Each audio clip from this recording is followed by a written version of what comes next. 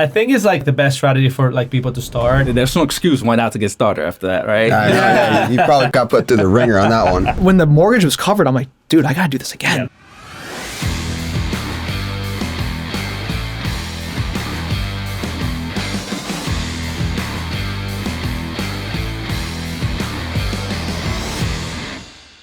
Welcome back to Sky's the Limit Podcast. We're your hosts, Mike and Ryan. Today, we're very excited to have two awesome guests, very high energy, very positive guys, Andres Bernal and Jose Bernard here. I actually got lunch with Andres last week, and he just has an amazing story, what they've accomplished, their partnership together. So I said, you got to come on the show, and I'm really, really happy to have him here. They both came from the Dominican Republic with no money, and they have an amazing success story. They have now 50 units, multi-million-dollar portfolio.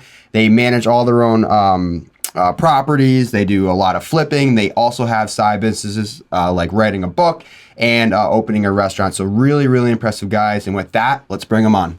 Andres, Jose, welcome. Thanks for coming on the podcast today. Really appreciate your time. You guys have a great story. I want all the listeners to hear about it. So if you could, please tell us how you got started, real estate investing, what your portfolio looks like today, how you guys met. And I know you guys got some things going outside of real estate, so I would definitely want to hear about that. So yeah, why don't you take it away? Tell us how you got started. Yeah, take it away, Andres. So yeah, we started like, every other investor, just house hacking, living one unit and renting the other. And it's like, I think it's like for me, like the best strategy for like people to start. I started in 2014. I bought my first condo because actually my landlord was kicking me out. And not because I was not paying, but because they want to sell the house. So I'm like, I'm tired of renting. Let me just buy my own place. And the way that I started was the most difficult because I had a visa and I couldn't actually get the loan.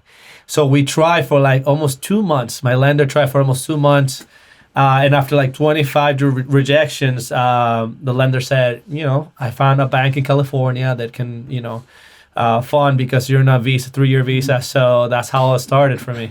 All right. That's amazing. Damn. Yeah. So there's no excuse why not to get started after that, right? You probably got put through the ringer on that one. Oh my God. How'd you get started? I almost quit. And, none of this would have happened if they would have rejected me. That's a testament. What's your portfolio look like today? So I own 38 units across 8 towns in Connecticut. I think we own about 23 to 24 together, and the rest on my own. And we have like 4 properties in the contract right now. Mm-hmm. Good for you. Yeah. We have like a triplex and a few flips. Awesome. Are these like 1 to 4s primarily? Yeah. Nice. We focused on like value add small multifamilies. Dude, That's it. Bread and butter. we've been around the block. That's where you want to be. That's where you want to be. How about you, Jose? I actually kind of stumbled upon real estate investing. I bought my first multifamily while I was a senior in college. Wow. This is kind of the golden years, 2009, when everything was, dirt cheap and the rates were not what they are today, right? And to me, I always wanted to build a business eventually. And to me, real estate was just a way to save money from paying rent or paying to live on campus because I paid my own tuition and I was working full time since I was 12. And to me, it was, hey, you know what? A house made more sense than to pay for school at the dorm or to pay rent somewhere else. And it was a great place to throw parties at. I had no neighbors to complain to me. So I bought my first duplex in 2009. And then after there, it was one of those things where I didn't know what the heck I was doing. I just knew that I actually bought one of those, I don't know if they still sell them, those books for dummies that used to buy at Barnes & Nobles. I think like big yellow books. Big yellow black book, right? And so I bought one of those. I bought it more managing tenants because I had no idea how to start, but I didn't know anything about cash flow, CapEx, how to analyze a deal. It just worked out because of the price I got it for him. And there was no way back then that you could go wrong with buying real estate.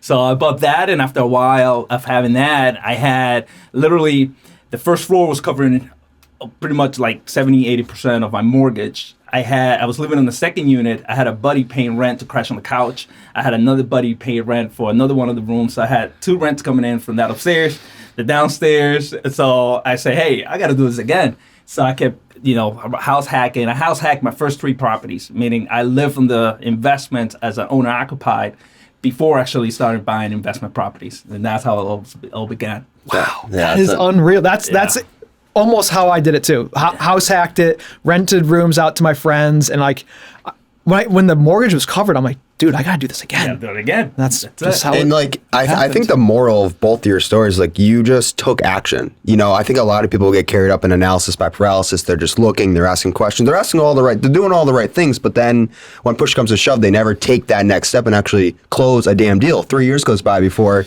you buy your first investment property from the time you started looking, and so you both just took action. I mean, senior year of college, I mean, that's quick. I mean, that's kudos off, and I mean, you both have an impressive portfolio, so congrats on all your success. So were you both working, obviously knowing, unless you have a lot of money, which I think all of us can relate, that we didn't start off with a lot of money. Right. Yeah. Were you working a full-time, corporate job or W-2 job out of school? And like, at what point did you make that transition to, because you're full-time real estate investors now, you're doing flipping, you have the buy and hold rental, so you got a lot going on. So at what point did you guys make that transition?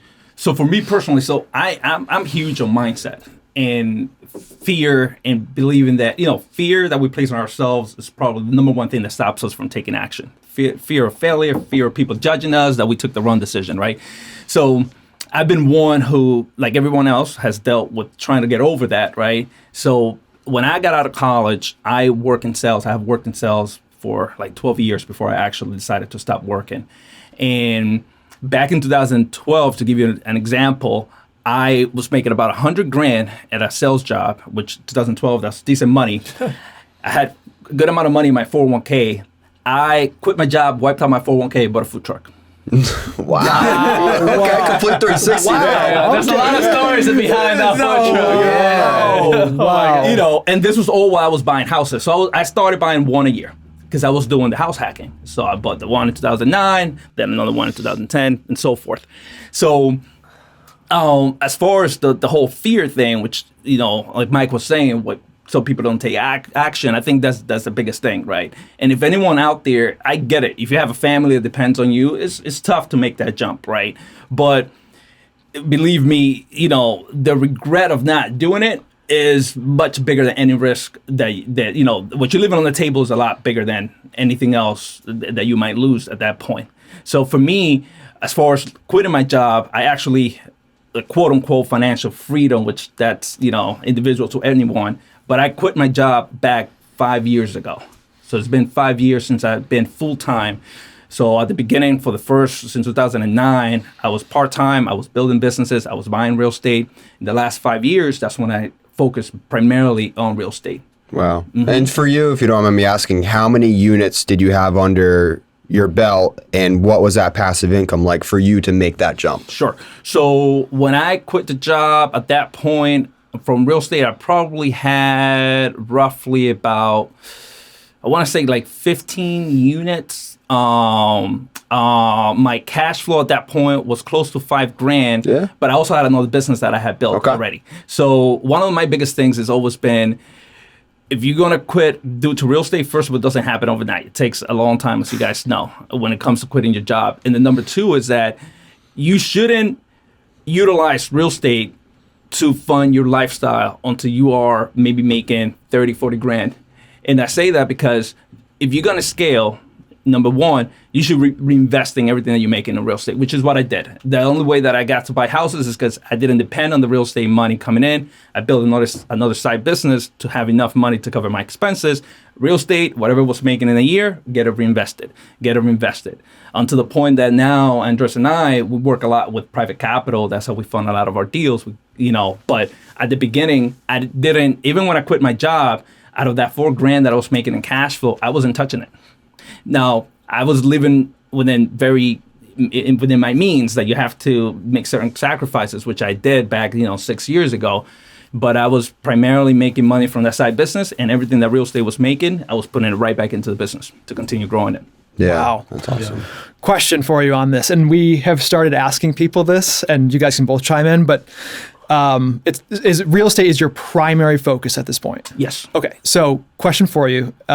What is your thought on being hyper focused on one thing versus having real estate like you do now, but also having this side business that you mentioned, maybe still having a part-time or full-time W-2 and having this stuff as a side hustle. Like, what's your thought on being crazy hyper-focused on one thing to really scale it versus being kind of spread thin between multiple things?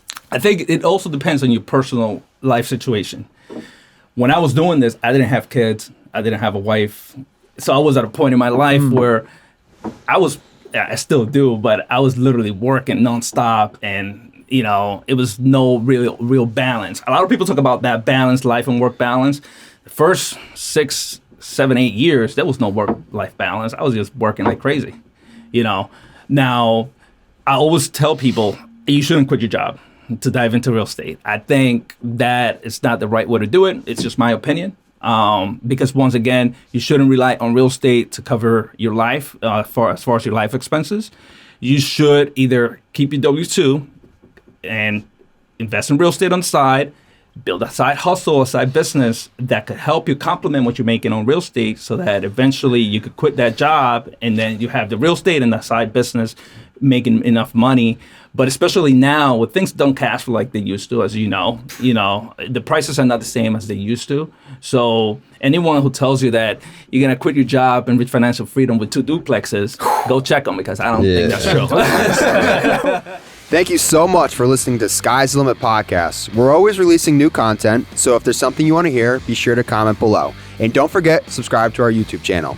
And just remember, sky's the limit, dive deep, and invest in how you want to live.